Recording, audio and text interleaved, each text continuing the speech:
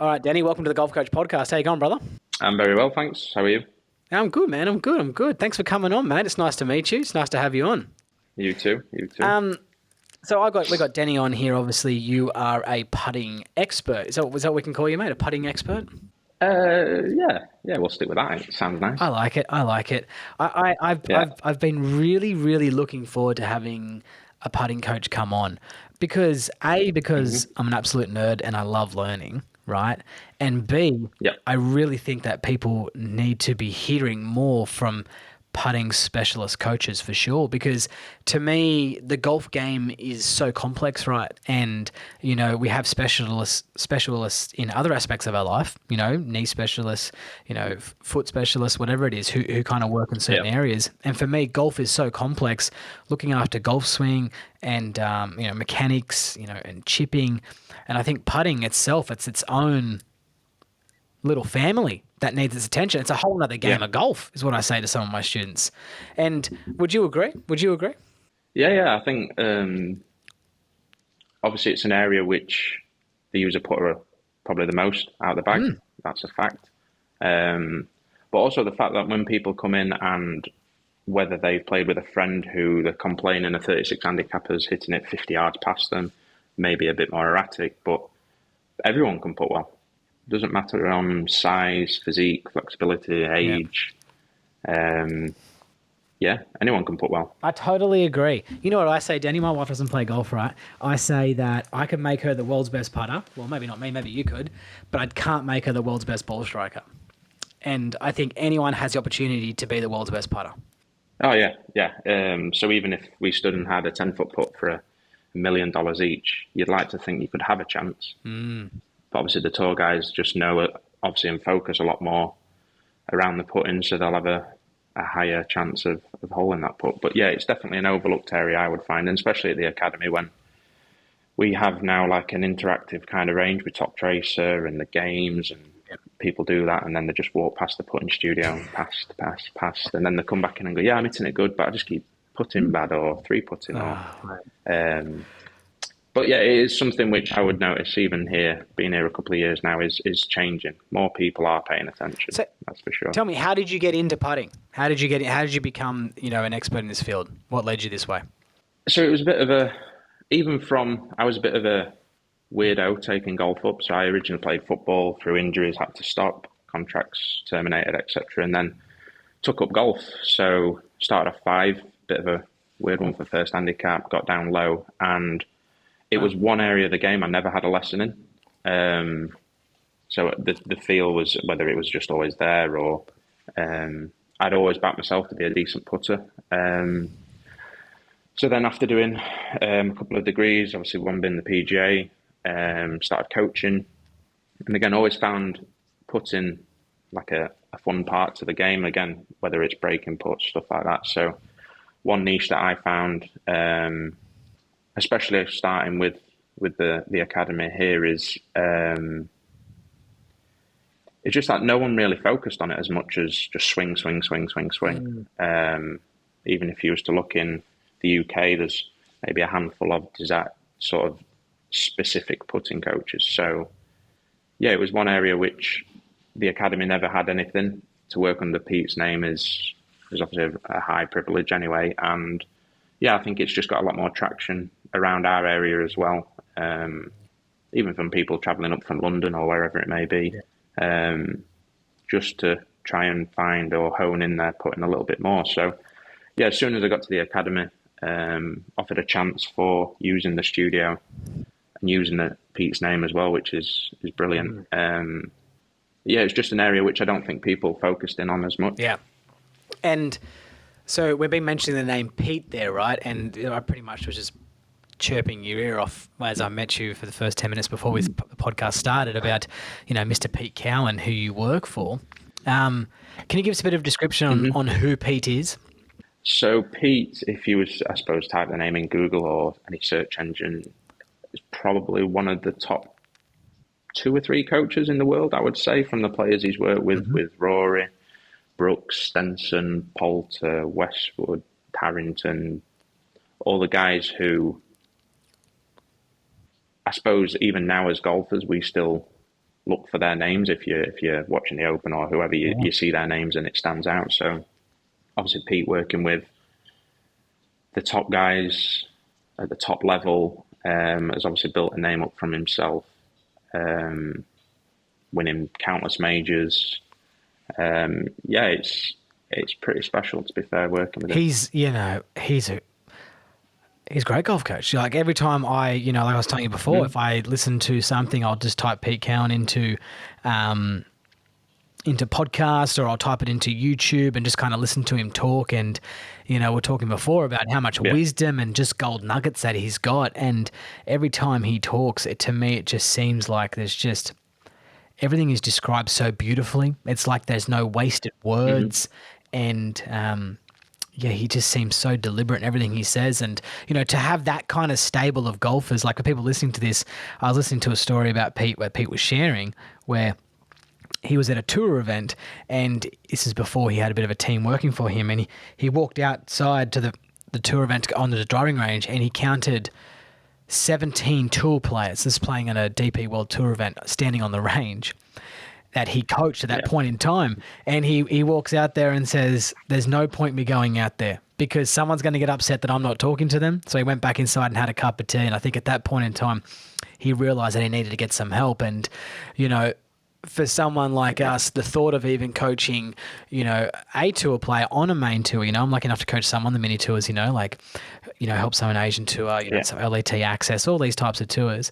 But to have 17 guys on the main tour who trust you at that point in time, it's incredible. You must be doing something right. So how long have you been working there now for? So 2 years. Yeah. 2 years now. Like I say, starting at the time where it was our winter in England, where I suppose golfers don't want to put, or they think the greens are going to be, they're almost defeated before they go out. So that was a little bit slow starting, but that's where obviously the pyramid got sort of designed a little bit more and pushed across that way. But so just over 2 years. Tell me, out of watching, you've been up close and watched Pete coach a few times, I'm assuming, right? Like every opportunity you get, you go watch him coach. Out of the tour players, is there anything that, or any story or anyone who you've seen who stood out to you the most, impressed you the most? Danny Willett's short game. Danny Willett's short game. Filth. Okay. Filth. Yeah, that's like beyond good. And you stood there as well and you're having a coffee and you're having a chat or you're watching and you just think, how does this get better? Wow. To be honest. But it's for me, that's been probably one of the best. Or watching Westwood at driver. Interesting. So an event which just doesn't go off. When you watch Danny hit it, right? So I've been lucky enough to watch like Cam Smith, right? And when you watch Danny Willett hit some chip shots around the green, that's kind of mesmerizing you. What is it? Is it because he's seeing a shot that you can't see, or is the ball reacting just completely different to what you thought it would react like? What impresses you the most, or just his proximity to hole is just so good? So obviously here at the academy, we're not a golf course. So we have, it's a bit of a running joke, I guess, with the coaches as well. We have more of an artificial kind of green, which over time may dry out, may get a little bit firm. And people are like, oh, you can't stop the ball on the screen. It's too firm. It's this, it's that. And then Danny rocks up and from 40 yard pitches it on, one up stops. And we joke and like, you can stop it. Yeah. So someone can stop it. He can stop it. Oh yeah. But yeah, I would say the striking, if anything, is whether it's a bunker, everything is just so clean, consistent. And I suppose obviously the strike is you're going to create some spin. So if Bob, who's fatting it an inch before and he's trying not to, he's trying to stop it on that green, it's not going to happen. But yeah, just the consistency of that strike was, and out of a bunker pitching, anything is just repeatable. Yeah, which you can see obviously why he won at Augusta. Yes, that's true. I think he had actually a really good ball striking week that week too, right? And funny story, Danny Willett. Don't get me wrong, he doesn't hit it bad. No. But Danny Willett, I think that was 2016. I think he won them. 16. Yeah, he won the Masters. Do you know my mate? Gus McKenzie, who'll be listening to this, he put $50 on Danny to start that week. Oh, I know, and he won some coin. We were playing golf at Elanora Country Club Yeah, that day he won, which is Australia's equivalent of Augusta. Like, it's really close to, like, Augusta, as in, okay. if you wanted to play Augusta in Australia, you go play Elanora Country Club. We were playing that same day where I used to work. And, Yeah. yeah, he's put $50. I was like, how did you... I didn't even know who Danny Willett was at the time. I think he was only playing on the European Tour. And he's just come out. I think he won a few quid, that's for sure. All right, tell me about Westie's driver.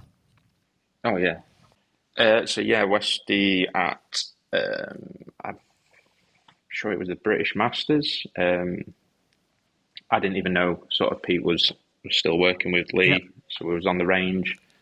Helen walks up, drops the bag. Next thing, Westwood comes, so I'm looking, thinking, oh, what's going off here? Then obviously starts hitting irons, which again were good, and then just started piping driver, and it just didn't seem to deviate. And Pete joked with him after of one day you might hit it offline, which that day he didn't. That was impressive with the driver in hand. Yeah. Yeah. Actually, before we get into putting as well, I'm a bit of a golf nerd, right, Danny? Right, I love it, right?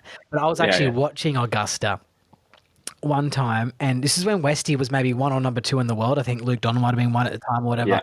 And listen to me saying Westy like he's my best mate. I haven't been within 5,000 kilometres of him. But Lee Westwood was playing, and I'll never forget the 9 holes he played. I'd have to go find it, but I'm telling you, he didn't hit it outside 8 feet this whole 9. And I think he might have shot one under. Like, it was the best ball striking I'd ever seen on TV. It just, every shot was just, and it's so hard to hit it close at Augusta, right? And it was just pipe. He should have won by 20. He just couldn't get it in. Is putting what let Lee Westwood down the most? For me. It's a funny one. This gets asked quite a bit, to be fair. So I suppose, obviously, if you're hitting it that close, proximity-wise, then your expectations are going to rise. Playing at, I'd imagine, Augusta, you look at the greens, probably not an ideal kind of putt, depending on, obviously, the breaks and etc. But yeah, it's easy for that to get focused on. Whereas if he hit every green to 30 foot, it's one of them. Has he then done all right with pace putting or something like that? So yeah, I'd imagine it's frustrating the fact that he was so good tee to green. Yeah. That area was always going to be highlighted. Yeah. It's but don't get me wrong. Yeah, I imagine if it was a bit of a weakness, obviously paying more attention to that, finding a way to condition that would have been the way to go. But yeah, tee to green, he's phenomenal to watch. It's funny how, like, people viewing golf, it's so easy to pick apart someone's putting. It's like, Adam Scott, he's the best ball striker in the world, but can't get a putt. Like, I've watched Scotty's statistics. I've used him as proof. When I used to work at a golf course, I used to work in a golf shop, and people could go, oh, Scotty can't putt. And I'm like, I used to have it saved, like, behind the counter to show them. Like, he was 36 in strokes game putting this year. He can putt, so. Yeah. Of course he can. Yeah, and of course the man can putt. He's not like a C-grade putter. Like, this guy can roll it, right? It's just when you're such an elite in one area, right? You have to have an area that's not going to be as good, because if he did putt, everyone else, he would have been unbeatable. You know what I mean? Like, anyways, but Well, even that with the punters who come in, a recreational golfer. They may come into the academy, which our room might be 25 feet long in total. But they're saying, I'm not holding enough 30-foot putts. And I'm like, well, I'd like to think I can help your game, but I can't say you're going to hold every 30-foot you look at. So, yeah, it's one of them. You hit it so close, you want to hold them. You're hitting it a little bit further away. There's pros and cons to both, isn't there, really? Yeah. All right, let's get into some putting. So... Yeah. You touched on this pyramid before. You kind of snuck that word in before, and I've spoken about this pyramid. You sent it to me. Can you explain to me the 4 stages of this pyramid and what it is? Don't have to go into too much detail about what it is, and then we'll kind of break it down. Yeah. So obviously, with Pete's pyramid of learning here at the academy, I thought designing a pyramid of putting, especially with something the academy can offer, is probably the right thing to sort of match them together. Obviously, the aspects of each stage were slightly different, apart from the top one. So yeah, basically the pyramid foundation first. So your preparation, plan, predict, execute the put. So if I was to give an example of, again, someone's, like we talked earlier, of finding out how someone prepares for a put. Do they just get up, mark it, hit it? How do they analyze the green? How do they analyze the slope? Even from practicing the speed control, and then obviously going into how they execute it. So once they've executed it, we can move to stage 2, which is the direction the ball goes in and what was impact like. So I find a lot of the parents, when they see the pyramid here in the studio, they'll jump to green meeting and just say, Zach is terrible at green meeting. But the argument there is if he's picked a line but the ball starts completely opposite to that line, the green meeting's, to start with, pretty irrelevant. Yeah, I get you. So phase 2 would be your ball. Yeah. Number 1 is preparation. And number 2 is ball direction and impact. So, okay, that's interesting. So, that's interesting what you say there about the parents. All right. So, ball direction and impact. What does that mean? So obviously the start direction. People have probably looked online and seen that 3 key areas that we like to analyze is the ball direction, the speed control, and the green meeting. Yep. This obviously ties all that together, but just puts it in a bit of an order where it might sound a little bit more, just a bit more methodical to it, to someone's, whether they're practicing or however they're drilling it. So again, the ball direction is the start line. Can they start it on the line that they're wanting to impact? I have a funny one when people come in and we get them on the data, and I just ask the question of, do you feel you hit the middle of the putter? Everyone's like, yeah, of course I do. They play crazy golf or whatever, and we all think we just hit the middle, and then the strike pattern comes up and they're just like, oh, it's like the putter face has got measles. It's just everywhere, which again, speed control going into 3 can be affected. So we want to make sure the strike's good, launch conditions are good, the ball starts on the right line. Yeah. Then when we go to 3 of speed control and green meeting, we can then say, right, we can then start to apply different break puts. Where do they find the start direction? Where do they want to use their aim point? And then from there, we can then control the speed relevant to the line that they've matched. So obviously 1, 2, and 3 are more of the mechanics side of stuff, as well as a bit of green meeting towards later in 3. Yep. And then 4 would be the drills, which would be applicable to the individual. Okay. So the drills and the kind of exercises there.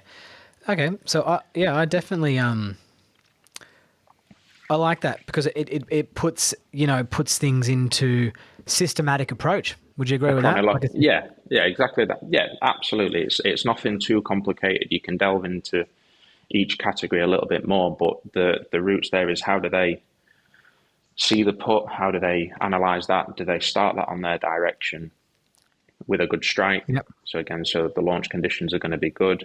Have they read that putt correctly and have they applied the correct speed? Yeah. It's again just a systematic way of doing that. But again, what you can then do into each category is break that down a little bit more.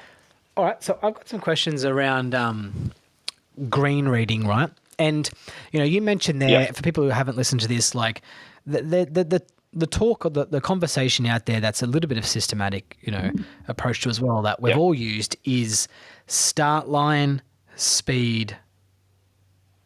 Sorry. Green reading, right? Yeah, start line, green, and or break, right? So, and people ask, you'll often see some buzz comments out there like, "What's the most important thing?" And do you have what's more important, speed, green reading, or start line? Where do you kind of list? Is it all equal?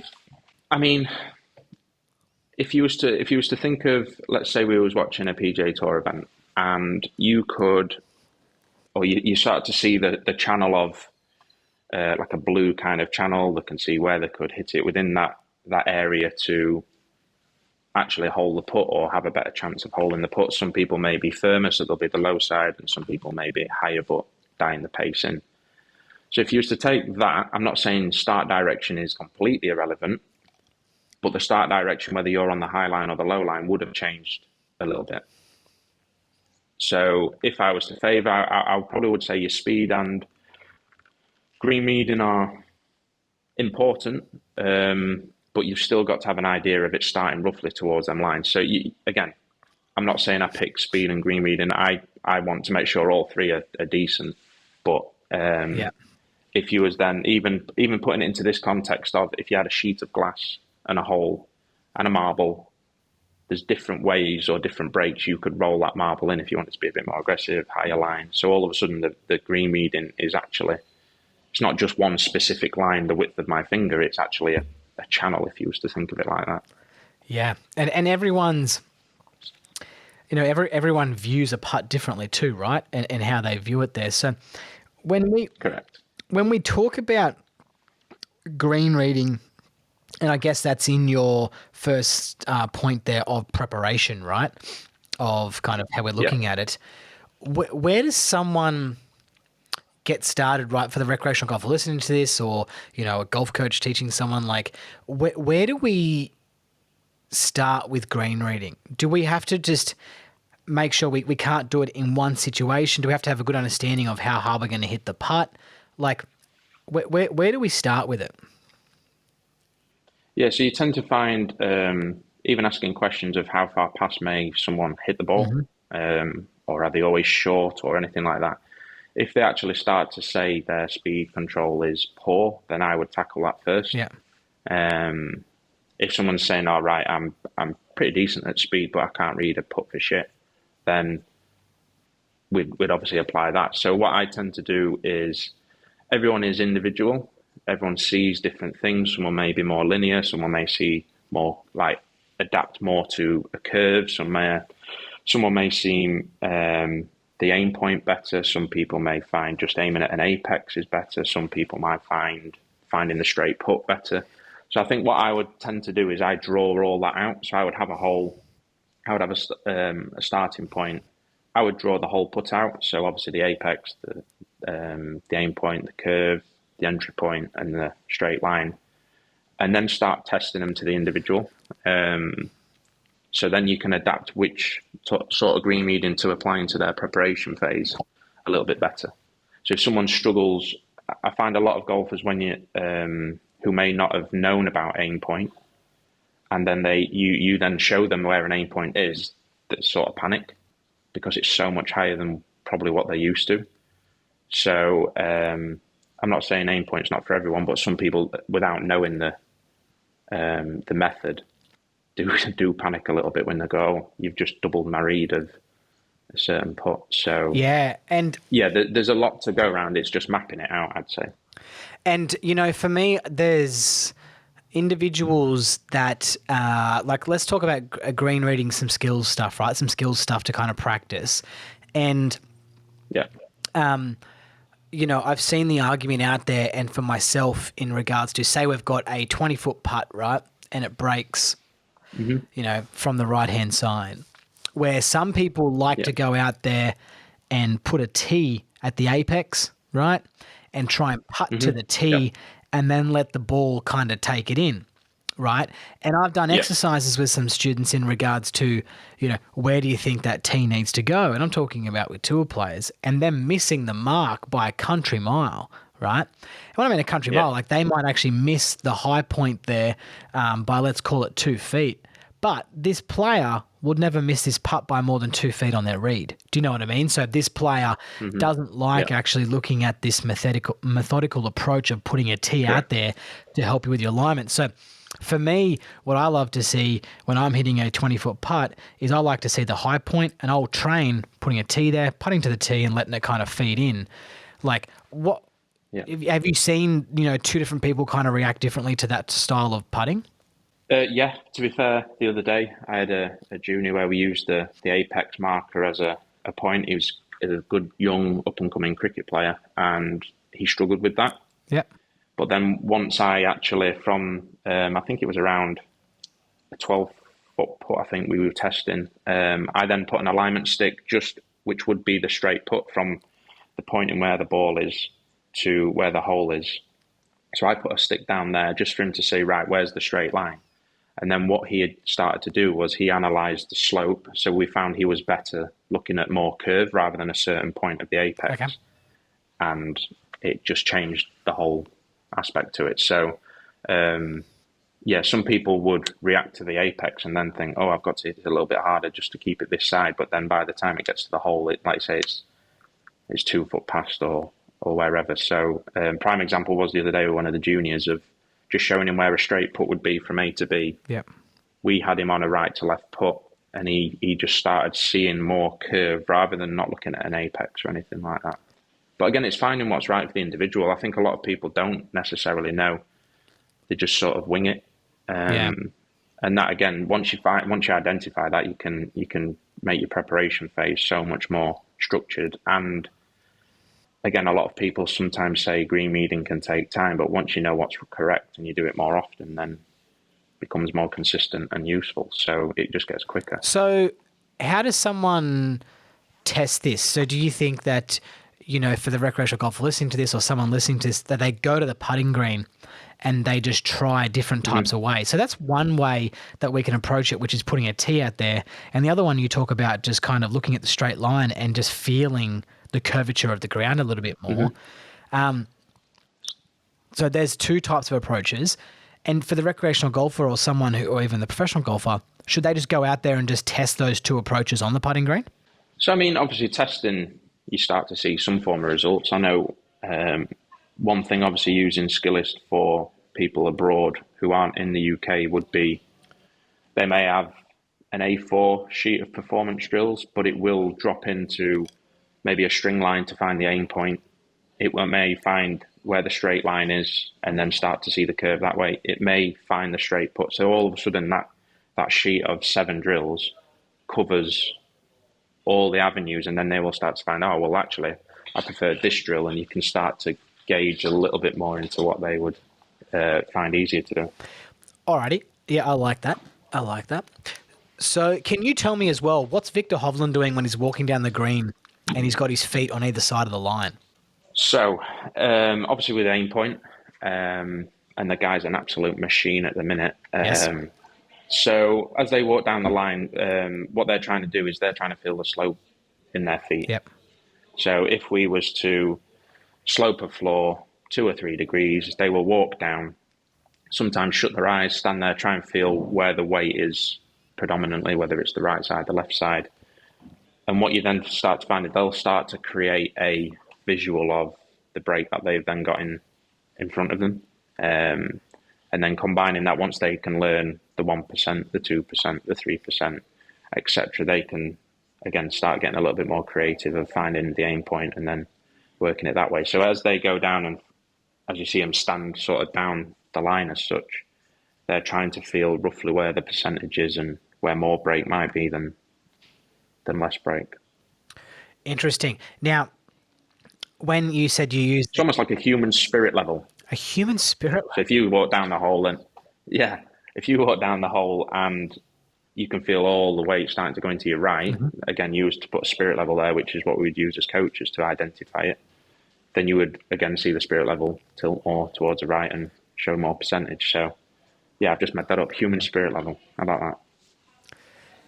And when they are taking into account the degrees, what's Victor doing from there? So if it's 1 degree, 2 degree, 3 degree, right?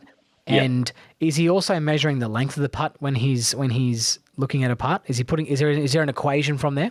Yeah. So what you could maybe do is obviously some will pace it out, not exactly a foot, but maybe a stride, and then equivalent that. So with aim point, they will use a colour chart from basically, if you was to practice, they'd lay it by the side of the hole and have different pegs. So as you then peg that out back to the putt, relevant to the colour peg, left or right of the hole, depending on the break, you can start to see how that can start to just dictate more or less break depending on the slope as well. Cool. So there's a lot that goes into it, I would say. But them guys obviously do it every day. And I think when a recreational golfer may try that, they just try it for 15 minutes hole a couple on the practice green and then think they can put like Hovland.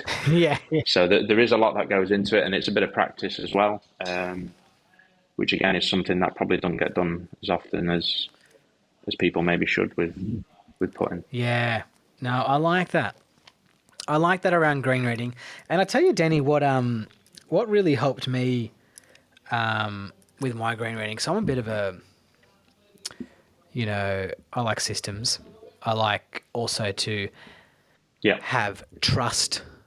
I can trust a system because I've done it more and more. It's not like a wishy-washy type of situation. And for me, what really helped me with yeah, my putting a long time ago was when someone said to me, every putt's a straight putt. And I was only a young fella. And okay, I went, fuck, I really like that because, yeah, I think it's very easy for golfers to get caught up in looking at a big swirling putt moving from the right and all of a sudden starting to feel the wave like they're surfing and they're nearly putting a little bit of a hook spin on it or something, and they're like, oh, this is getting really yeah, out of control. Now, for me, when I worked out that I can hit a straight putt to a point and let it take it, that to me, geez, it gave me a sense of relief. And then when I hear people yeah. use, Made more sense. yeah, it made more sense. And when people use these systematic approaches as approaches to their putting, to me, it makes it look like every putt has a chance.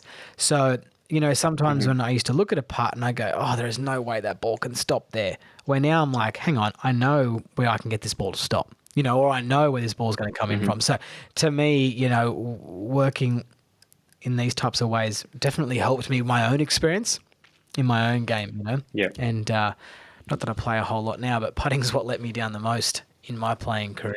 but yeah, you think of the straight line. That's basically sort of where the aim point goes. The aim point, if you're looking at a hole and the aim point is left or right, you are imagining that straight line to that point. And then again, once the ball starts slowing down and gravity takes its toll, that's where you start to see the ball come off that aim point and start to go more with curve. Yeah, yeah. Hey, yeah. Do you know? What's really crazy is that one of my sponsors is Back to Basics putting mirrors, right? Which Cam Smith uses and is Yep. his own, and he's the guy that I coach. The guy who owns it, right? I guess you could say, Nicholas, and him as a Yep. putter. I get his. So all my golfers who I teach, I'm pretty data driven in regards to, statistical information from when they play. And Yep. his putting stats are so good. So like his Arcos that reads, he's like a 12, maybe handicap guy now, right? And, he's Yeah. playing like a 12 now, got him back there and it took a couple of weeks. And I just started working with him about a couple of weeks ago. But his putting statistics are, he's +5 to his handicap and everything else is under, right? Wow. Like plus Yeah. 5 to his handicap. So it just shows you that he spends a lot of time on a putting mirror. He spends a lot of time putting, right? Because he likes putting. Obviously he likes putting because he's got a bloody Yep. putting mirror, right?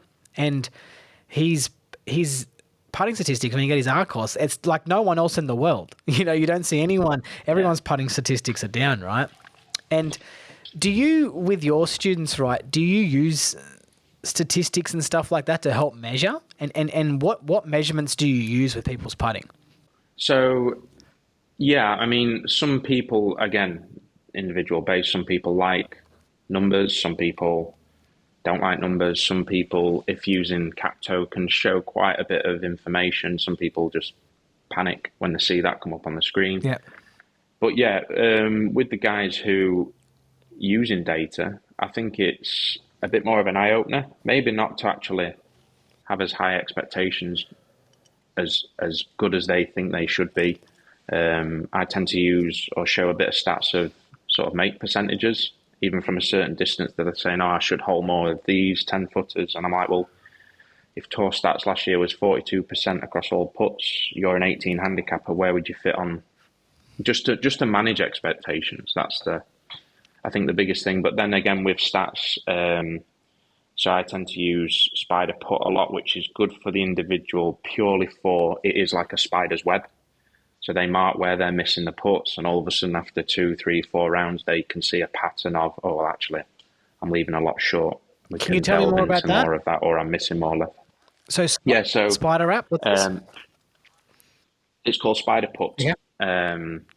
So Spider Golf is the main one, but they have an app for Spider Putt. Now, Spider Putt, you can create your own drills. So again, with a lot of the online guys, we can make some drills up depending on how their performances have been. But basically how the app works is if we was playing a round of golf and on the first hole you have a 12-foot putt, you would just write in 12. On that spider's web, you would just move the cursor around to, did I leave it 1 foot short?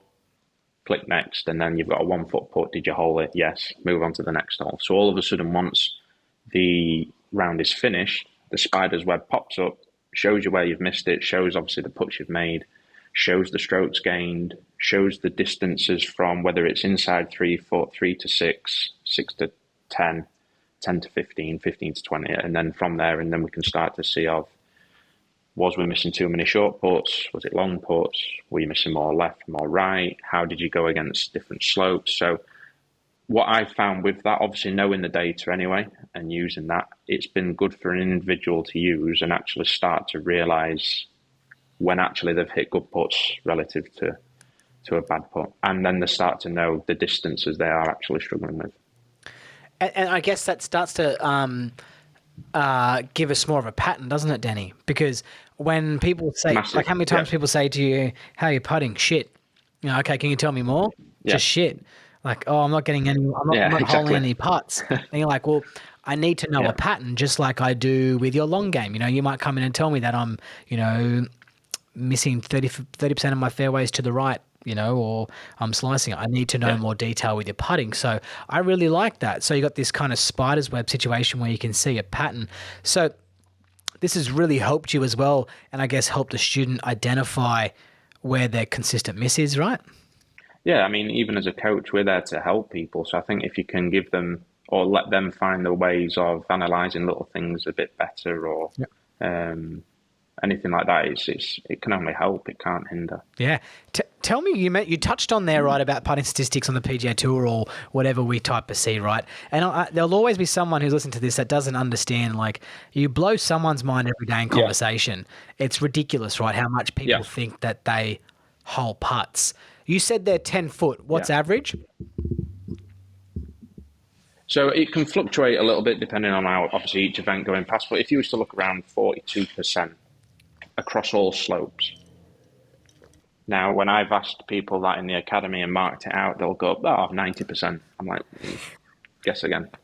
But once they realise that, and again, that could be over a putt at the Masters, it could be a straighter putt at a different event. That is obviously on average across all slopes, but it's just something what I would always use just so they can not think they're going to be putting odds. It's just like, look, if you can do these a little bit better and have a better speed control and make the hole the same size to put to rather than hitting it past and making it smaller, you're going to have more of a chance. Yep. Simple as that.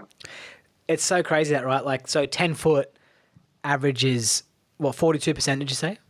Yeah, it's around there, in terms of 1 or 2%. These guys are the elite or the elite of the elite.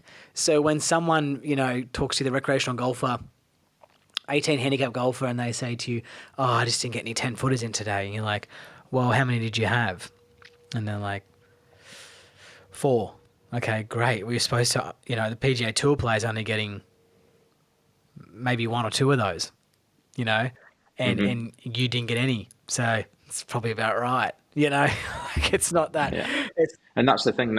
That's the thing there that obviously bogey avoidance for a tour player is crucial. So all of a sudden, let's say the whole 2 10-footers and birdie all the par 5s, you may have a score of 5-6 under, which we've just made up like that. And obviously them guys are good. So you can see how once they are more in control, just 1 or 2 10-footers and, like say, birdie the par 5s, you can quite easily string a score together. So this spider approach, right, this spider web approach, how irrelevant is a statistic when someone says to you, Danny, I had 36 putts today? Like, how much is that just does it mean anything to you at all? Not always. Because they could have hit the edge of the green So they could have hit every front of the green, the pins at the back. Brilliant. You've hit your irons great today. Do I expected you to hold them putts? No. So when they say the amount of putts, obviously you've got to look into more. Stats can always be twisted and manipulated and stuff like that. So it's not just clearly for that. And that's what the app does well, is it actually then starts to convert it into birdie percentages, par percentages. Yeah. So if they're holding more putts for birdie, then obviously they're hitting it close. If the par rate is high, then you'd probably say you might not have hit it close enough. And then you can break it down into the distances. So I had a pro come in and said I was putting shit. I was like, right, okay, let's have a look. Well, on one round, he didn't have a putt inside 15 foot. So I'm like, okay, you've pretty much two-putted everything. A couple of the par fives you've birdied, yeah, fair enough, and you've chucked some bogeys in there, but strictly speaking, you've not putted horrendous. Yeah. So once you go into it a bit more, 36 is 36 putts. You could have 18 putts if you've got it up and down every hole. Yeah. So again, 18 could sound great, but you've then obviously hit the irons bad and chipped it close. And so again, it depends. So if we don't have this spider app or whatever, how do you say people should be? How can they track their putting? What's the best way to do it? One thing, okay, yeah, that's a good one. So obviously, guys who might not be wanting the data as such in terms of like downloading an app, or if they don't have a smartphone or whatever it may be, is working out how much footage they hold. So what I mean by that is if I was in the academy and I just say, right, if I pace out 3 times, let's say that's 9 foot. So roughly 3 foot, roughly just to gauge roughly how much footage they're holding. So if we can apply their first stage of the pyramid of planning a putt well, they can apply that pace into their planning process and go, right, I've got 9 foot. They could just write 9 on their scorecard or a spare scorecard, right, 9. If they then hold that putt, they can just put a tick next to that. So they've got 9 foot in the bank. Yeah. If they hit it 3 foot past, they can't use 9 foot, write 3 next to it, tick a 3. So then once you add all that up, start to see how much footage you're holding. Well, if you keep hitting a foot past and then holding them 1 foot putts, and you have 18 holes, you've only held 18 foot. Yeah. You get to around 70% and you'll realize at 74, you'll realize how well you've actually putted or something like that. So that's fantastic. For anyone who might not have an app. Yeah. That's such a great approach. That used to be a big thing before Strokes Gain. It's just a simple way. Yeah, that was a big thing before Strokes Gain came in, wasn't it, Danny? Like, it used to be on TV all the time, like Jason Day's hold 60 feet today or something like that, or whatever it was. You used to hear them talk about it all the time. I'd still use it. Interesting. That's fantastic. I haven't heard of it. I'd still use it. Yeah. So tell me, what is a what's on average? Is there an average? Like, can you count that? Is there such thing as an average because everyone strikes it differently? Like, what's a good day? Yeah. I mean, you could do a drill of how many putts can you get to 100-foot hold, or I always say to people if they could reach 70, they're doing fine. Like, we know half of the people, if we're at the academy, they're not major winners or anything like that. They just want to putt better. Yeah. I really. So with that one, I wouldn't say you have a sole benchmark. I just like to say, well, tell me how much footage you're holding. If you don't want to know too much data, let's just see how much you're holding. If they come off and go, I'm holding 25 foot worth of putts, then we're going, right, okay, now we can go into that of going, why is that? But just to give them a basic idea, if it's someone who doesn't have stats, just try that. Just work it out, see what you get to. I really like that a lot. But you got to also check patterns because you might hold a bomb one day. So you got to look for a pattern, right? You can't just look for anomalies. Exactly that. Yeah. That's. You play at St Andrews and hole one on the first length of the green, you've probably banked 70 foot straight away. Actually, it's so funny you say that. Talking to one of my students today, Tyler, one of my online students today, he just got back from St Andrews and just birdied the first hole. It's so funny you said that. He told me that today. He's like, I birdied the first hole at St Andrews. I wonder how much foot of putty hold. All right, can we get? Ask him. Can we get? I will. I talk to him pretty much most days. All my online subscribers, I do. I talk to him most days. Okay, can we talk some launch? Can I talk about some launch condition stuff? So, what technology do you use? Capto there at the putting academy or the academy? Yeah, so we use Sam Lab and Capto. Sam Lab and Capto. Can you explain to us or educate us on what those two are and the differences? Yeah, so I mean, both very, very good pieces of kits. So Sam Lab, I do feel Sam Lab as a kind of clinical sort of system is very good. The reports are clean. It's nice for clients to have the report after and it not look too much data driven. Obviously, we go through the report anyway, just so when they do get it on an email, they can sort of digest it a little bit better. Yep. Capto is definitely more. So obviously, with the studio, we now have obviously a sloping floor. Yep. So that's very much more on the go. You can pretty much hit puts from wherever we are on that green and see how an individual would change depending on slope patterns, distances, things like that. So Capto, I would definitely say, is more of a free kind of moving device that we use. Sam, if we were hitting a straight put to find a report with some video analysis, I would tend to use the Sam. And like I say, you start going into launch conditions. How do people launch the ball? What ideally would be the best launch conditions for the ball? And just educate them a little bit more that way. Because again, with the naked eye, people don't see how that ball launches. Not in putting. They will with a 7-iron. I got plenty of questions coming up for you now. Tell me, what is the average loft on a putter that we buy in a golf shop? What's the average loft on it, roughly? Because because tolerances in manufacturing, the variance of, if Odyssey are making, I don't know, 1 million putters, there's going to be a lot of differences within that tolerance. So, for example, if I were to guess 3 degrees, yeah, and all of a sudden they might have a 3 degrees tolerance, well, you could buy a 6 degree putter, and I could buy a 0 degree putter. So it's all of a sudden that's a big difference. Do you measure them there? So do, again, do you have a line loft machine there? Do you measure putters? I measure putters. It's one of the first questions when someone comes in and I'm putting the triplet on with Sam. Do you know your spec of your putter? Do you know the loft? And the most common thing I hear is, I didn't know it had loft. You're joking. Well, it's literally, if I was to say a percentage, I would say 90% of people would say they didn't know the putter had loft. Wow. So I've always been under the assertion that my putter was, well, most putters, 3.75 is a number that's been stuck in my head, the average kind of putter off the rack. Now, can you tell us why is loft important and why do we need loft?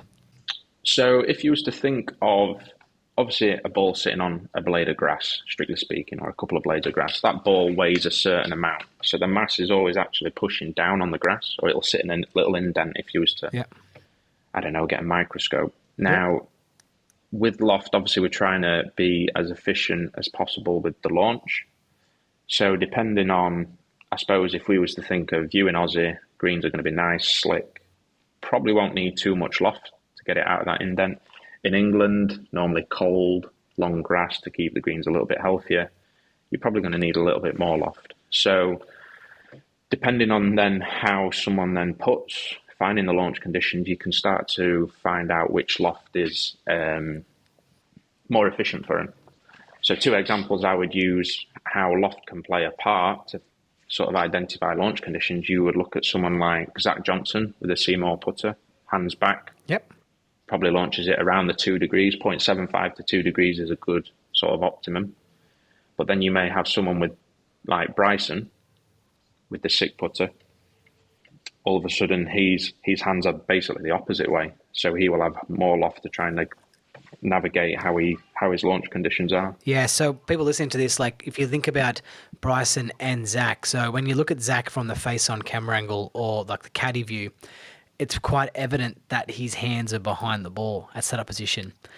And that's a Seymour's kind of technology into it with that red kind of oval shape to hide. But yeah, obviously they will then, whether it's a fit-in, they will fit that person to that movement, if that makes sense. And whereas sick will be the opposite way, more loft to get that forward. And so again, you've got 2 sort of different philosophies or methods. Yeah.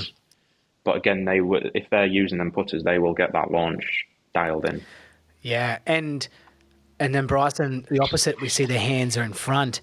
And it reminds me of an old school Phil Mickelson back in the day, when he was, Yeah, elite of yeah. elite. Forward He had that press. massive forward press where, you know, Hmm. forward press became a bit of a thing. And it got scary, as a coach as well, as because you're watching them and you're trying to see, at the time pre-technology, trying to see what it's looking like at impact because you Yeah, can't measure. Like if you've got a huge forward press and you're pushing your hands at from face on view, say 3 to 4 degrees in front of the golf ball, you're now currently hitting that putt with 0 degrees of loft.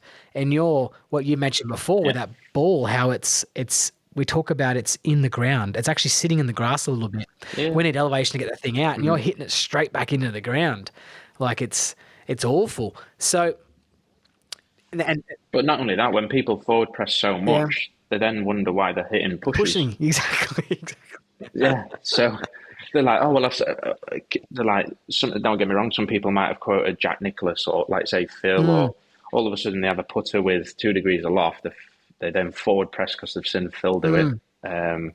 and then they're missing the hole by a foot right and going, yeah, I keep pushing it. It's like, well, you're trying something which we can probably scientifically prove definitely that it's just no good for you. So Yeah. I think once they know that, you've almost proven that, and you've just got to then make sure they do that. And so if people listening to this, that relates through the whole golf bag. So if you hold your club out in front of you, say horizontal to the ground, and you push the handle really far forward, the face will be open. And if the Yeah, handle stalls and the yeah. club head gets past, And that's close it. where the pyramid is so good is, like you say, when you look at phase two, ball direction, one of the most simple things I do with, especially with putter fittings, is make sure they can aim it.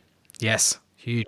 Now that sounds so basic. However, if someone, oh, I like this putter, we're going to buy this in the shop the other day, and you set them up and they're aiming it, let's say from 10 foot, 2 degrees right, I'm saying, well, everything now in your stroke is manipulated. Yeah.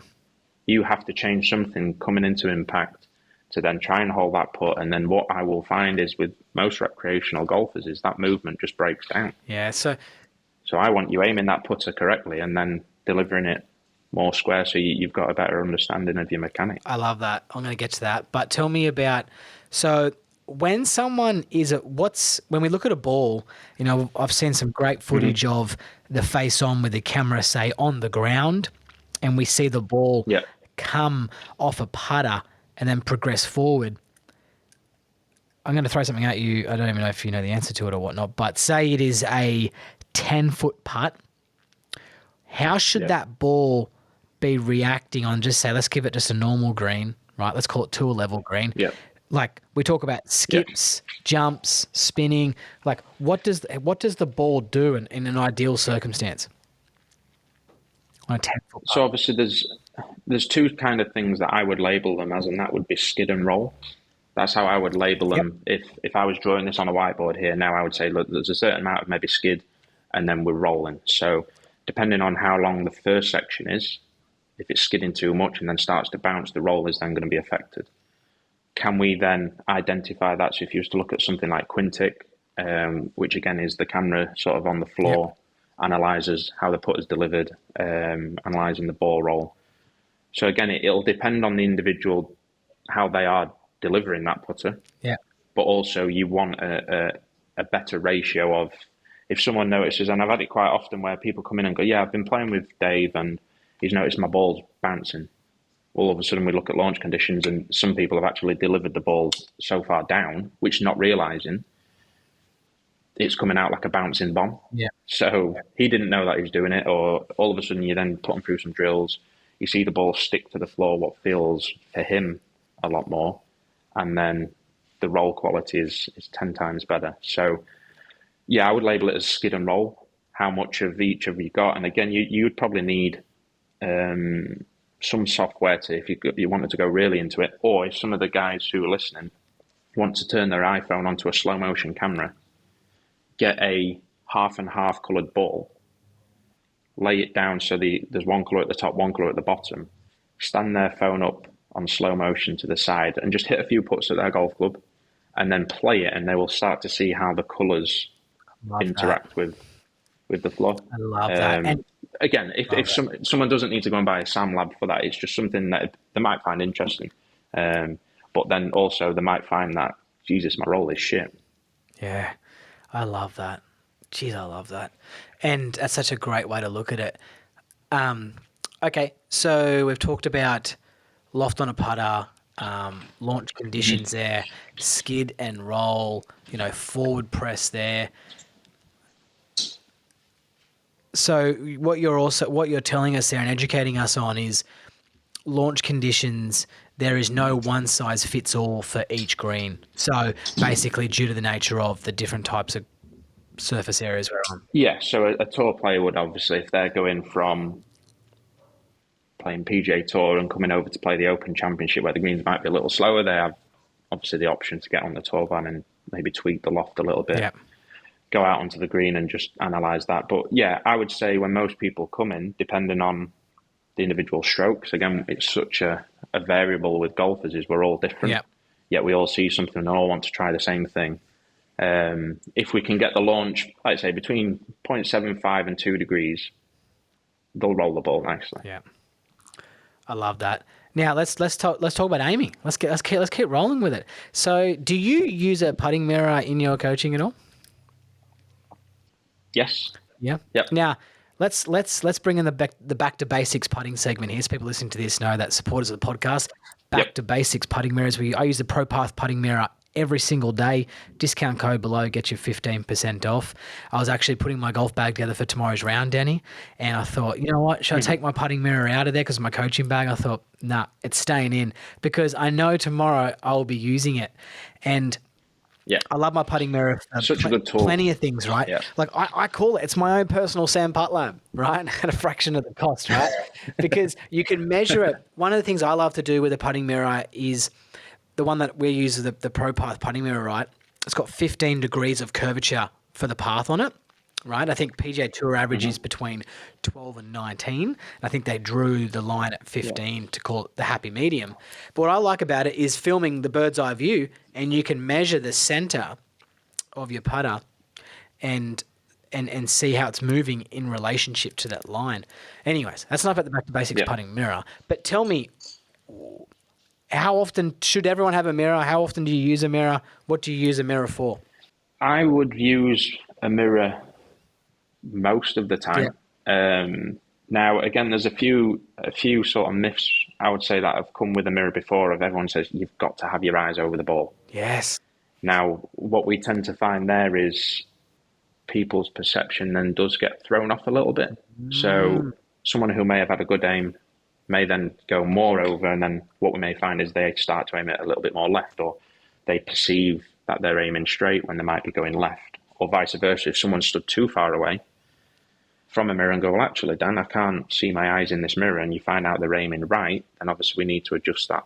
So again, it's finding out where people do aim. Again, such a simple drill is you could just line an alignment stick on the floor to the hole on a straight put, go 10 foot away, set up to the ball, have a look where that stick looks, and if it looks left, then obviously there's a bit of an aiming issue going on, or if it aims right, then it's the same. So a mirror is always good to just basically keep people aiming correctly, because again, like I said earlier, if you aim poorly, everything else can start to become a manipulation. So it's finding out where to aim that. I always use archery as an example. In here we have a giant Odyssey logo, and I say to them, well, if you was aiming at the logo to the left of the board and let go, the chances are there's no way that arrow is going to curve that much to go in the hole.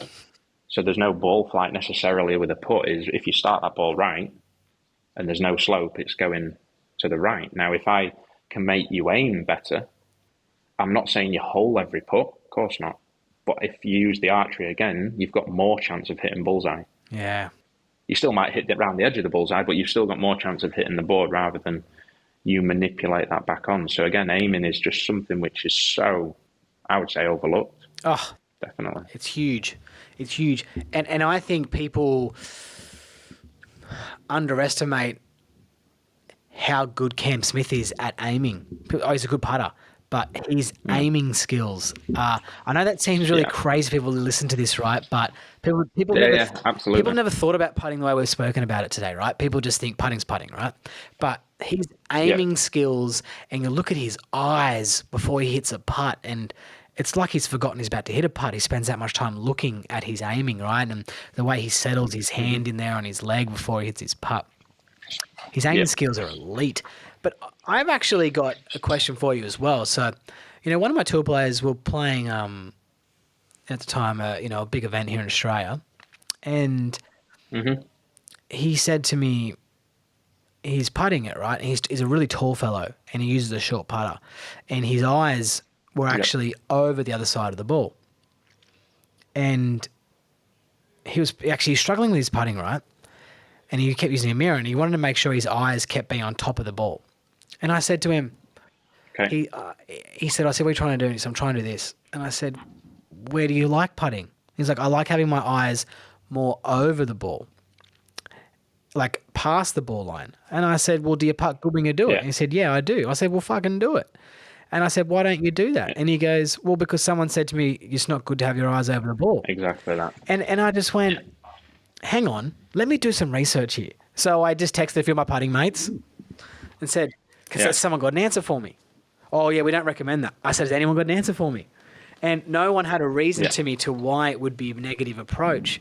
He putted really good doing it. So he's since done that, gone back to having his eyes further over the ball than what, we typically see and, what we've been heard. And he's having a fantastic year ever since. Like, It's down to the individual. If you're making them better, that is the job of a coach. So not one size fits all. So again, if his perception and if he was testing his aim and it was all good doing that, then screw what his mate says. Yeah, he gets results, right? And that's what I said. Like, exactly. And I'm a very big believer in.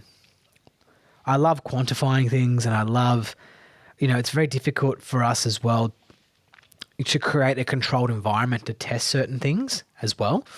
But, a good player, if he knows that he putts well a certain way, they know, right? They know. Like, this guy's a player, right? He just won a professional event here by 11 shots. Like, he's a freak, right?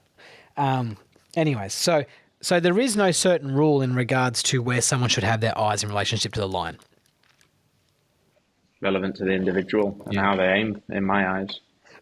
I love that. So you also mentioned there that potentially, so if they're holding putts, we don't mind where it is, right? But what you're saying there is that if someone's eyes are too far inside the ball, and they're pushing the ball to the right, is that something that happens? Obviously, there can be other factors. So whether ball position is throwing their perception off, distance away from the ball, or actually how their head is sitting in terms of address, that can change, because obviously the eyes are such a powerful thing that can throw off. So it doesn't mean having too far away means you're going to push it. Look at someone like Keegan Bradley. Obviously, when he had the longer putter, he was further away, but it's one of the variables what could change that. Yeah. So with when someone's looking at buying a putter, and you talk about aiming there, right? And it's really crucial. You said about someone getting a different putter. How does someone test the right putter for them? Do they just try and hold 10 putts on a straight putt, or how do you test it? So obviously I would tend to use Sam on the fitting side of stuff. So what Sam will do is you input the spec of their putter, what they have at that time. They will then hit 8 putts, and then it'll spit out almost like a blueprint. So a length, the lie, the loft, head type, neck type. So again, all of a sudden you've got a base mark to go, and what you will tend to find is, which is quite funny, I tend to make them pick out the putter that they do like. And then obviously when the blueprint comes out, you tend to find it's nothing remotely of what they've got. Yeah. Now, some people then go, oh, well, this looks a bit ugly. And then all of a sudden we then test all the putters that suit that, and it just blows it out of the water. Wow. So they start aiming it better. They start launching it better with different lofts and things like that. And then they go, well, nowadays, if you're going to spend £500 on a driver that you might hit 12 times in a round, 13 times in a round, yet a £180 putter or £200 putter, and you're going to use that a lot more than that, it starts to pay off a little bit better. Huge. Now, with alignment, so we've got, like, there's so many putters out there we can get, so many different styles of putting, right? And Oh, God, yeah. like, you've got lines, dots, no lines, balls, you've got square alignments, spaceship looking things, old answer looking Yeah. putters. And to me, what I'm actually playing with tomorrow, because I'm actually playing my second round of golf of the year tomorrow, right? Which is a shame, right? Shame. I'm actually going to a putter I shot my lowest ever round with that has no lines on it, Danny, because I putted not so good last time. So I'm going back to just nothing and going to see how I roll it tomorrow, but which won't be great because I don't play enough, right? Is there a common thing? Are you seeing a trend or a more successful type of putter in your kind of situation now? One thing I would say that is a common thing I see is people will always have a line. Oh, I line my putter up, so I know I'm going to aim well. I'm like, well, it doesn't necessarily mean you're going to aim well. Interesting. So all of a sudden I see people when we're getting the report and they hit their 8 putts, they will line the ball up but not check it. So I'm looking at preparation and going, well, you've lined it up. But again, I always label it like a builder building a wall. I'm like, well, if you're 6 inch out here, by the time you hit me this 12-foot putt, that ball's nowhere near the hole. So all of a sudden, people will line lines up different. People will line dots up different. People will line something like a triple track different. Some people will line a ball with no line different, but they don't know until they have tested that. So just because they might have read in a magazine, I've got to line my ball up. Well, for me, for example, like you've just said with your putter, I don't have a line on my putter because when I put the line on the ball on the line of a putter, I just don't feel as confident. Just doesn't sit right. It's almost like deflect off each other. Yeah. Whereas I have no line on the putter, have the ball, square the face up like a little T, and that's me. But again, that's just me. It doesn't necessarily mean it works for everybody. Yep.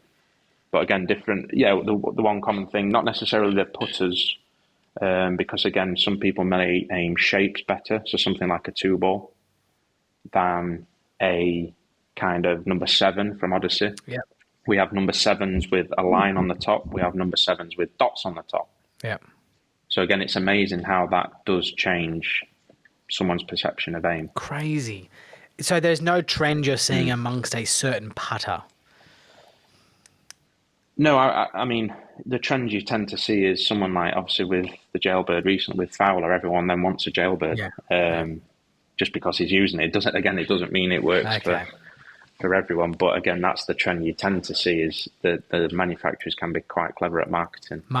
Whereas as a coach, I want it to be correct and finding exactly what's right for that individual. Yeah, no, I completely agree. I was just hoping that you were going to tell me that, like, the best putter out there, Toby, is this one, and you should go get it. It's going to make you a better putter. But you're telling me there's no such thing. And you, a good putter can putt with anything. I'm on no commission for that, so no. Yeah, no, I hear you. So aren't I. Correct. I was going to say, be careful what you say about Odyssey, right? Callaway's are partners of the of myself. Tell me, there's a strategy that I've been, dabbling with of recent is, you use the line. So we're talking about alignment here, right? So we all know about the line, right? Drawing a line on the ball. You spoke about another one there just briefly, which is like a cross, right? So putting a cross across the ball, on the ball, Yep. One for the putter face, one for the ball. Is that what you use, or is that something that you see or recommend, or? I tend to use one line and then just use the face of my putter as almost the connecting tee. Okay. So but again, some people use a crosshair on a ball. Yep. So again, when they put that ball down, they can start to analyze it that way. Some people have a straight line, but instead of putting that line towards the hole, they will measure it as a sort of square line to that. So when they do put the putter down, they can see whether the line and the leading edge actually suit. There's loads of ways. It's almost not never ending, but there's just a lot that you can go through to test and find which is most consistent, but consistent in the correct way. Yeah, and I think for me, if people listen to this as we kind of leave alignment here, and I'm going to talk to you about putting grips and a few questions, then we'll finish up. But when people are trying these things and testing these things that we're talking about or implementing into their coaching strategies or whatever, I think it's really important to communicate this to the player as well about these different types of strategies and options. But I really think it's important for us to try and create as controlled environment as we can so we can quantify it and measure it as much as we can, because you got access there, right, to Putt Lab, Capdo, and the one they're talking about, the ball kind of rolling. I think it's one of the most challenging things to do for most people out there that are putting, because when they're hitting golf balls right, Danny, they can see, oh, this ball's not fading as much, or this ball's not hooking as much. Yeah. I really think with putting, it's like you hear people say all the time, oh, I hold 4 of them in the shop and then I never hold one ever again since. I just think it's really important to try and create a controlled environment where you can measure. So get to a 10-foot putt and then just measure it. Hit 10 putts with this putter, hit 10 putts with this putter, or hit 10 putts this style, and rotate through it and try and get a really decent sample size so you can start to see the differences.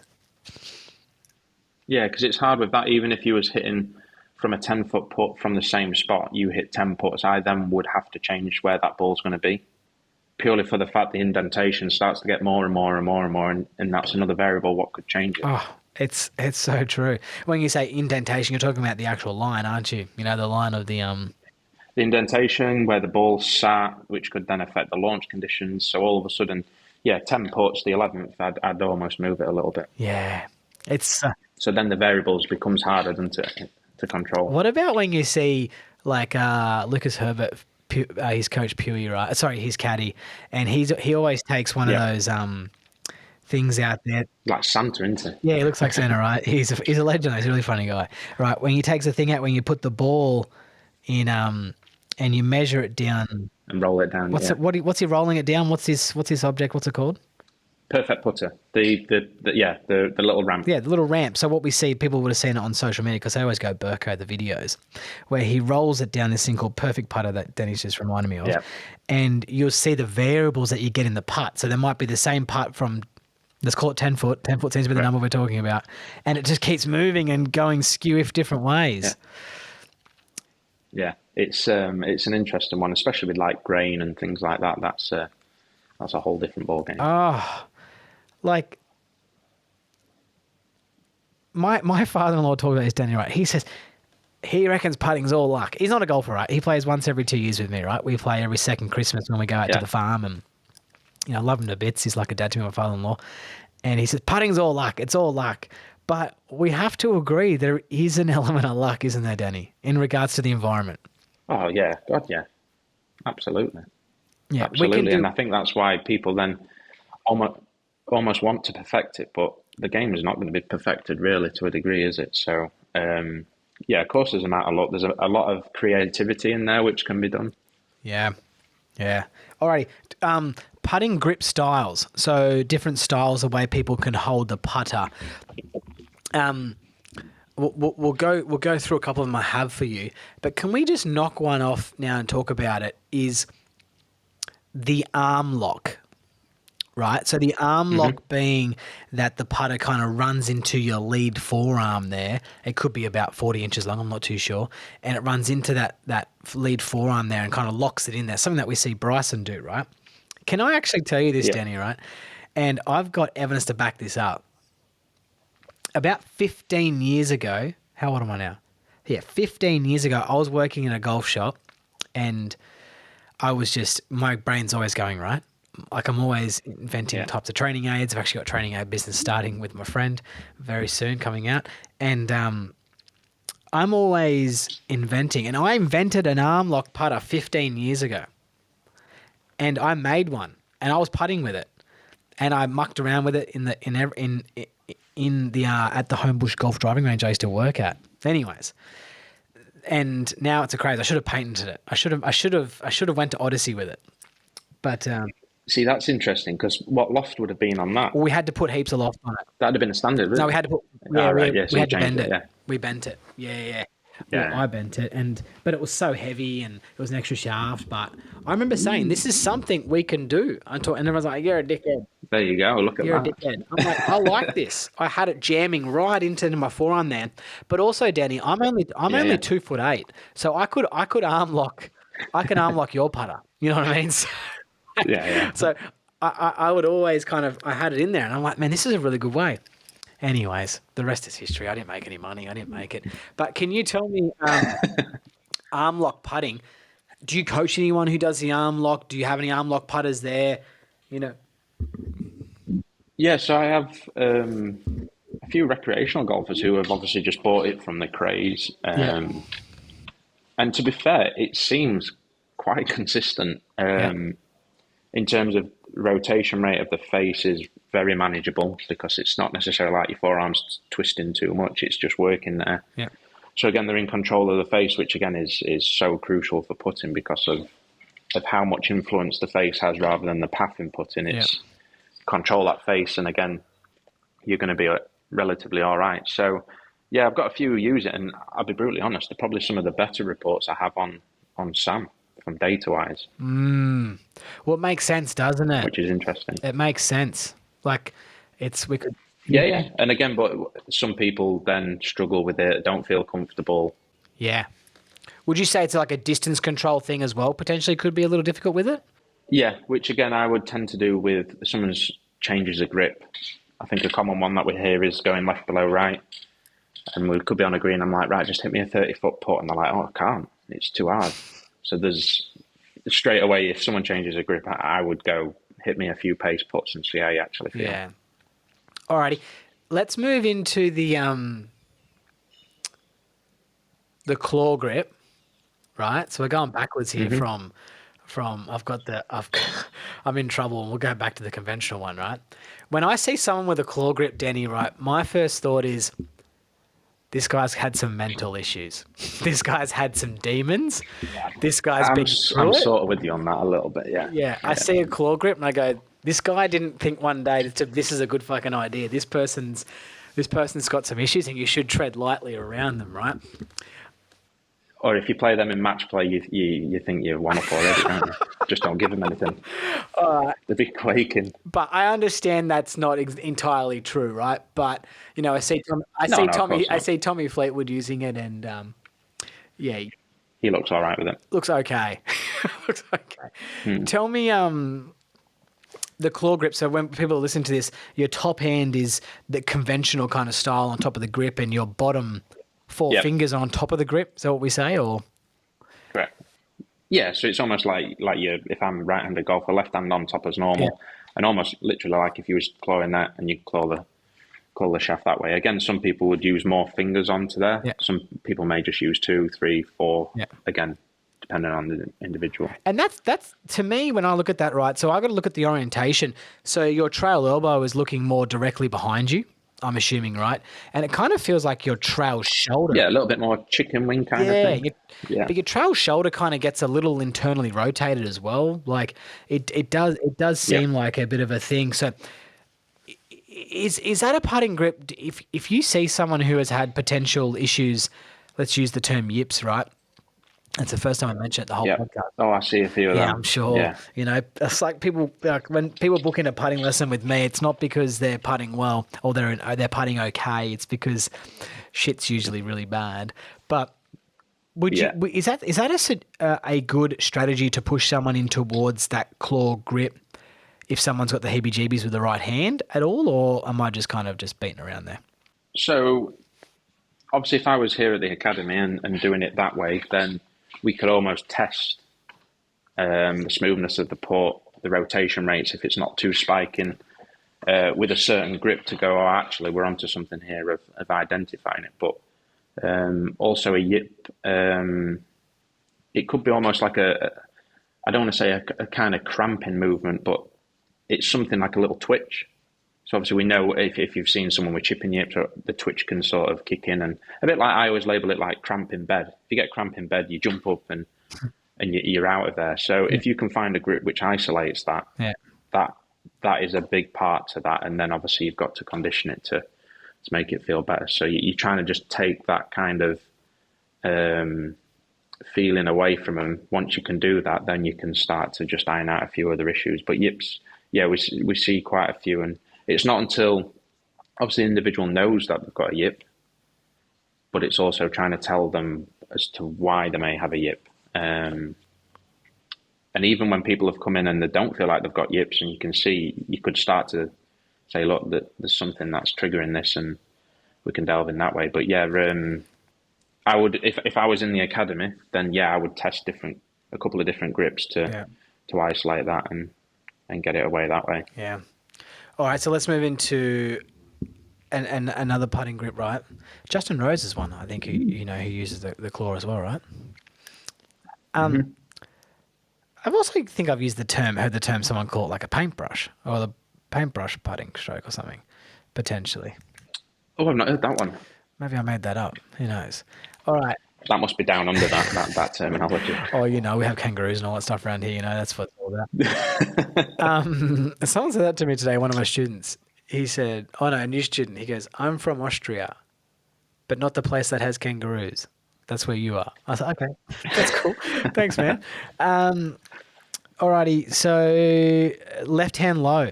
You spoke about left-hand low there.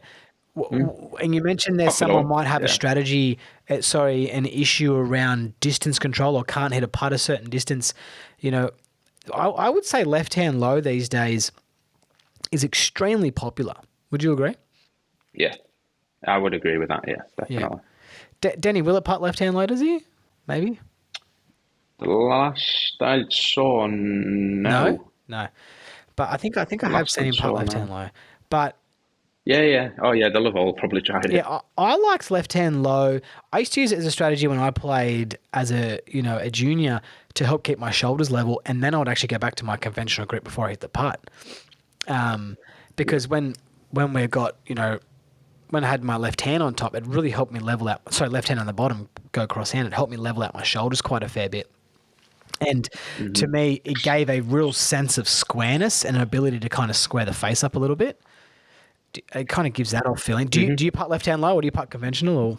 I put conventional. But again, even with the mechanics of the putting stroke is you tend to find the left-hand low. If you was sort of face on a video, you can start to see the mechanics would start to become a little bit more symmetrical. I'm not saying they're identically symmetrical, don't get me wrong, because obviously there's differences to it. But structurally, if you can keep that movement more refined, then what you'll probably tend to find is the shape's going to be pretty much under control. But if one is on the takeaway, the right arm's coming out, and then that has to come back in to then go on the follow through. Again, there's too many moving parts for that stroke then. So yeah, you tend to find it levels the shoulders off, creates a little bit more symmetry if you was to use that word. But again, it's a popular one, but I tend to find when someone just uses that on a green, I'm like, right, just hit me a long pace putt, and they're going, oh, feels a bit awkward now. Yeah.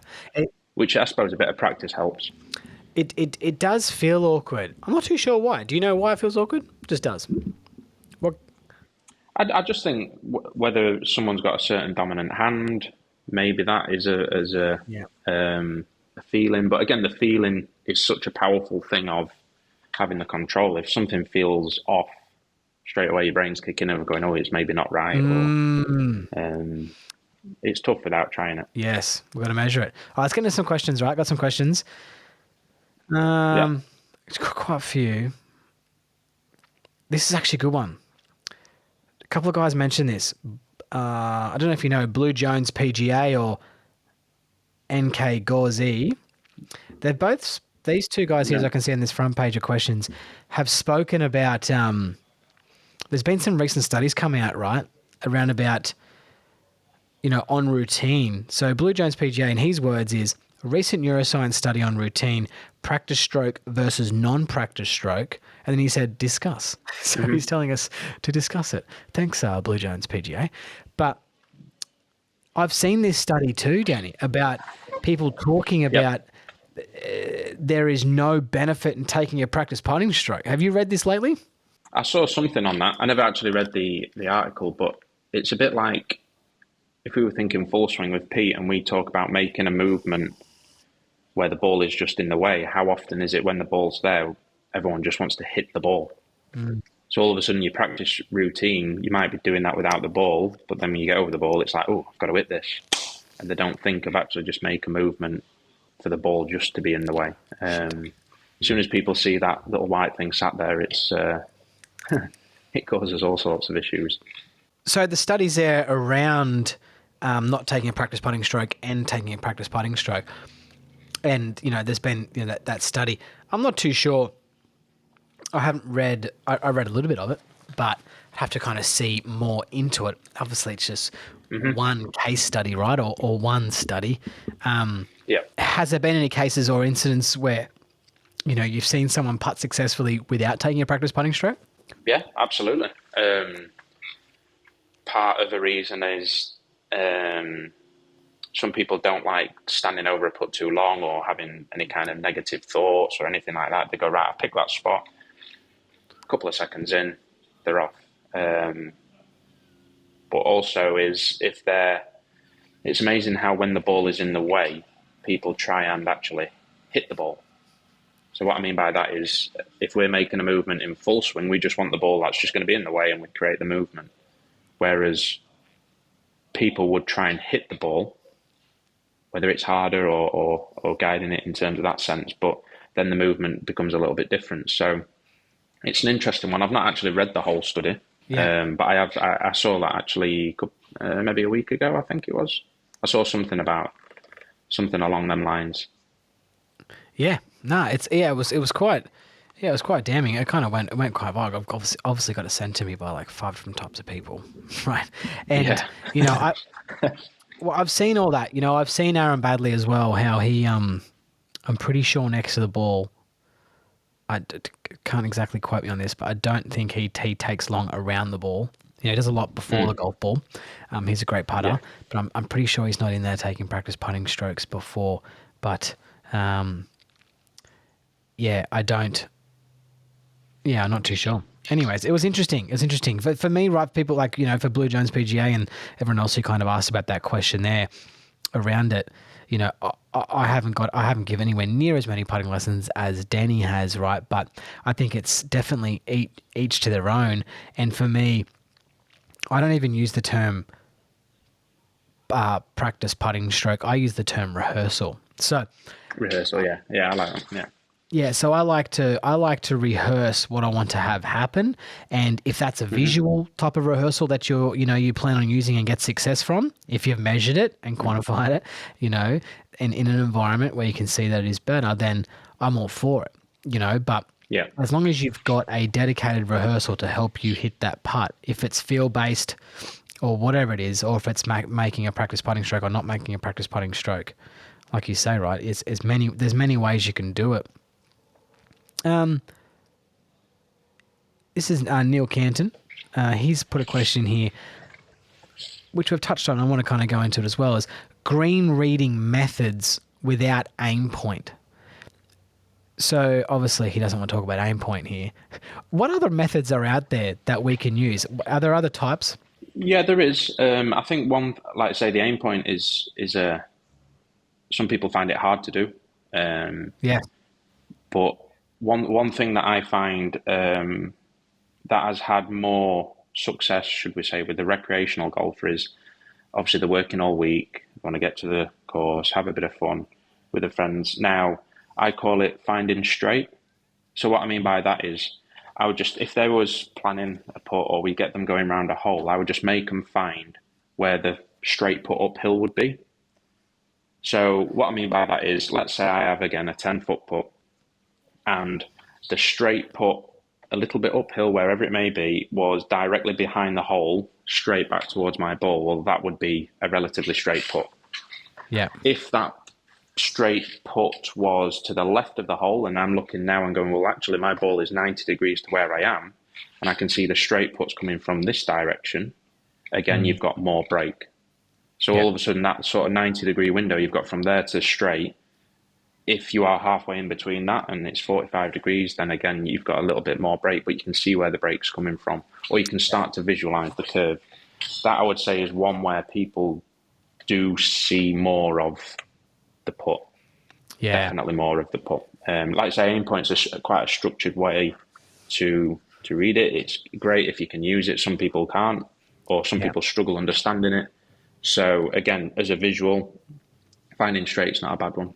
I love that. Finding straight is fantastic. So when you're looking over a putt and you see where straight is, and then from there you can kind of work backwards, right? So it's kind of like working the opposite way. And once again, it's a systematic approach to helping you hold a putt. So like you say, you use the term there, finding straight, which I love. It's like if you do that every single time, then you're developing a system and a process that's something that you can also build trust in. I think that's fantastic. And how many I times do really do like people that a want to lot. be more consistent and try various techniques? Consistency is doing something that's good for you, but over and over again. Now, if you're trying loads of different things, you're probably not going to have much success. So Yeah. the more you do it, the more you get used to it. And last one here, right? I'll ask you the questions. Paddling sup. This is one of my students. I've forgotten his name, but obviously he likes stand-up paddleboarding, right? And do you know what stand-up paddleboarding is? Stand-up paddleboarding? Stand up paddleboarding. Yeah, stand-up paddleboarding. Have you seen it? Oh yeah. Sorry, yeah. Yeah, I know what you mean. Yeah, Yeah, I got one. Yeah, I got one. I got a stand-up paddle. It's actually right behind. I can see it in my golf studio sitting there. I love it. I take it out all the time. Take the kids on it and go looking at like turtles or stingrays and take it out in the surf. Yeah, it's really see, if fun. you was doing that in England, you just can't even see through the sea. It's just brown. It's, Oh, we have we don't nice. have that luxury in Australia. We count jellyfish and see the fish and stuff and go to a little island. It's really fun. It's really fun. I actually live in a pretty popular coastal town here on the south coast of New South Oh right, Wales. okay, yeah, It's kind of like a holiday destination place. People come. So got you. when all my friends would travel in or golf pros who I teach would come stay, but now I've got kids. They've taken up all the spare rooms, so no one else Yeah, can see, stay here. I've got family. I've got family Brisbane way, so Oh I've wow, been there before. It's nice. Brizzy's nice. Well, if you come, mate, we should hook up and get up there. Yeah, Lots of good golf coaches up there too. Karen and I are up there yeah, recently, yeah, but yeah, you've got Grant Field. You got Dominic. Dominic has a yeah. party, so Grant Field obviously coaches Cam Smith and tons of tour players, and Dom's got Herbie and quite a few, and yeah, it's awesome. All right, so last one, paddling sup. Right, no, we big 360 there, right? Best advice for a weekend hacker who loves to putt but isn't great at it. But I'm going to elaborate a little bit more on what he's talking about there. Yeah. The weekend hacker's got 15 minutes on the putting green before their round of golf. Yeah. What's the hacker doing?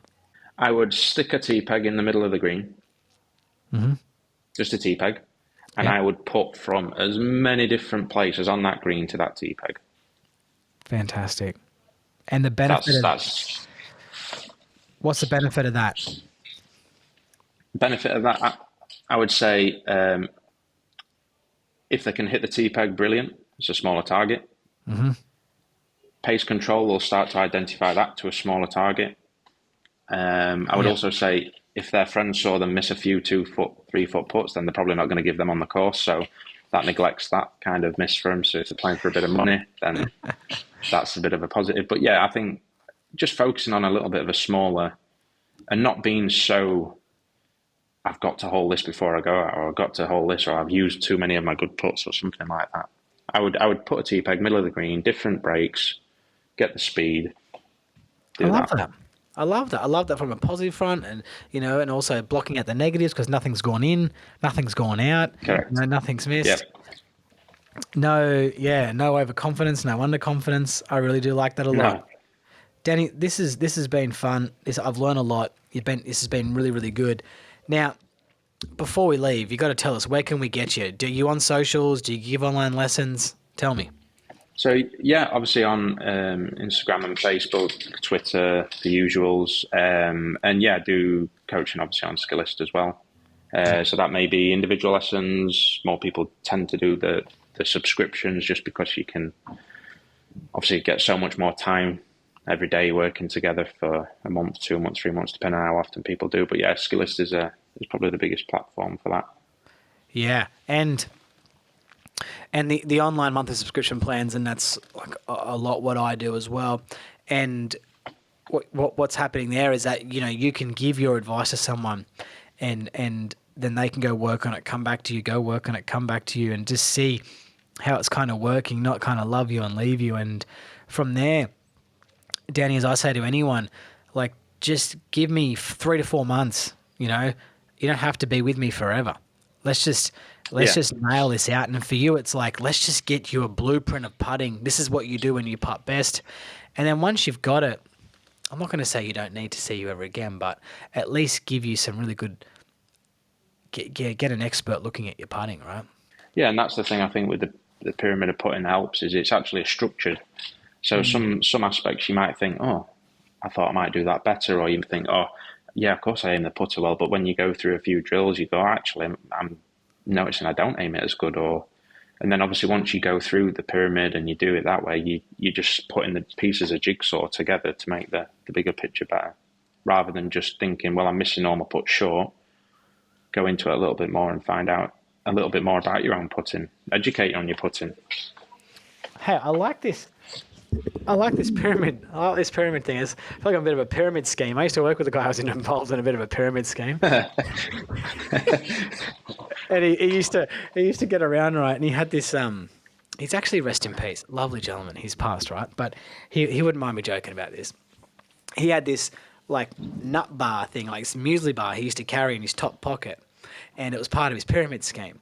And he used to keep it there all day just because so people would mention it.